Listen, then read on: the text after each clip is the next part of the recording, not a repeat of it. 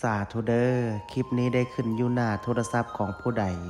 ขอให้พระภูมิเจ้าที่พระแม่ธรณีเจ้าทางจงเปิดประตูเงินแสนอยู่บ้านจงเปิดประตูเงินล้านอยู่เฮือนลูกหลานเฮ็ดหยังจงราบรื่นทุกประการจงอยากของอยากทาง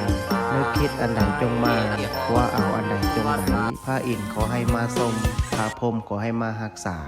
เทวบุตรเทวดาขอให้มาคุ้มครองขอให้สุขกับมั่งขอให้หั่งกับมีขอให้เป็นเศรษฐีหน้าใหม่ขอให้รวยทันใจทุกประการดวงเปิดชีวิตเปิดงานเปิดค้าขายเปิดเงินแสนเงินล้านจงไหลเข้ามามือซ้ายจับเงินตื้อมือขวาจับเงินแสนว่าไปจงมีคนซอยสู้กูเข้ามาบ่มีวันร่มจมขอให้ฟูขึ้นน้ำเต็มพังมั่งมีคือเศรษฐีทั้งหลายนอนไซนอนใจ